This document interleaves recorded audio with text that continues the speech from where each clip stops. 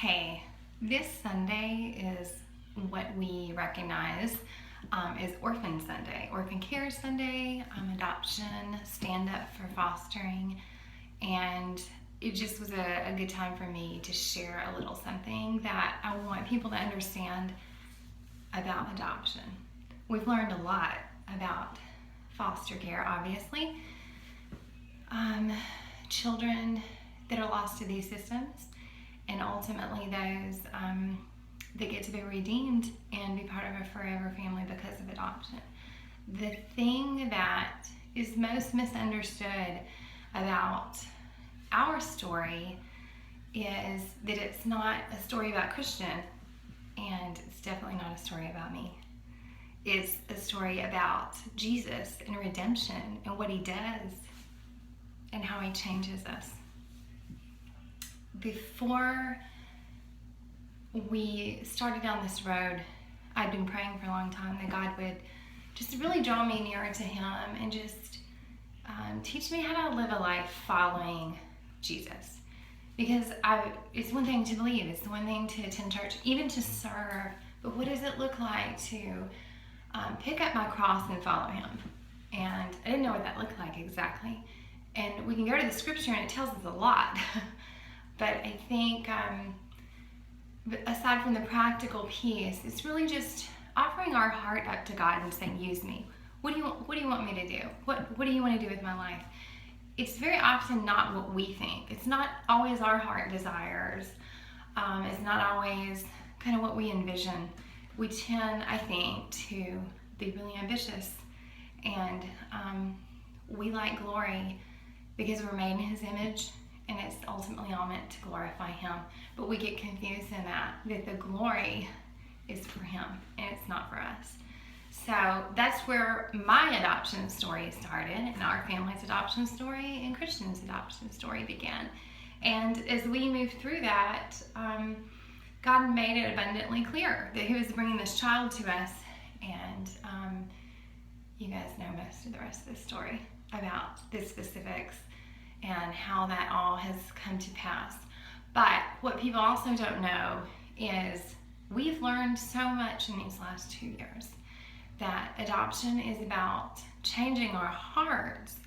It's about showing us how God came in the flesh in his son, and he's chased after us. Like, he loves us, he wants us, he has claimed us, and that's what adoption is.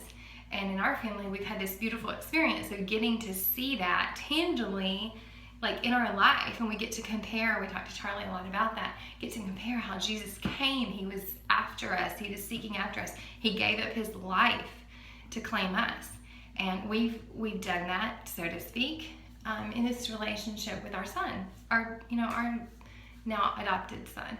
And so it's been a really beautiful picture. So that's sort of what adoption means to me. But in terms of the scripture, adoption is about Jesus, and it's about redeeming, and it's about heart change. And the other thing that we miss is God's not asking us to go foster children. He's not asking us to go adopt children. He's not asking us to do any of these things for saving a child or to make us feel like we're good people, because it's the messiest, most difficult, probably one of the hardest things to do. Everything is an inhibitor, financially, legally, the paperwork, sometimes the distance. If it's an international adoption, often that's clearly a challenge. For us, it was also just the system, and it was looking at a mom and saying, is this even the right thing that she would lose her child? And it's just really difficult. It doesn't feel like there's glory in it when you're in the middle of it, that's for sure. But what we've really learned now is God's called us all to do this or do something, because he is in the business of refining us, and the refinement comes from the difficulties, the difficult places, going into the hard places, like reaching into the darkness and saying, God, I cannot do this. You can do this. And let me be an instrument for that. Let me be a vessel. And what he does is he changes us. It's not changing these lives of these children, that's just the added benefit. What he's doing, he's changing who we are. He's showing us that we are completely limited and that we can't do these things by our own strength. It's all by his strength, and then he gets the glory for it.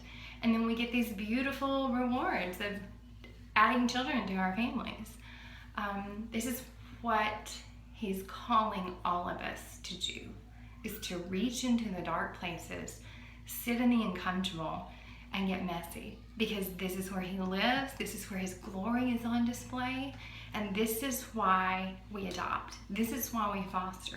This is why we act out of love to those who are broken, those that are all around us. The opportunities are endless, and the truth is, if we're not serving and we're not reaching out, we're not loving these least of these and these that are suffering, we're missing out. We're missing out on the blessing, or we're missing out on asking Jesus to come along right beside us and walk with us through these incredibly difficult places.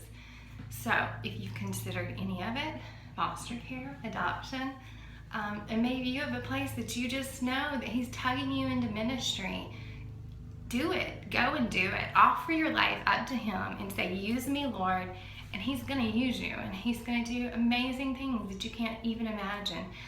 We've obviously watched that play out in our life. It was not my plan. It was not what I even completely went into willingly, and here we are. And he gets all the glory for it. We've learned beautiful lessons, and we have the cutest, sweetest, wild little toddler son now.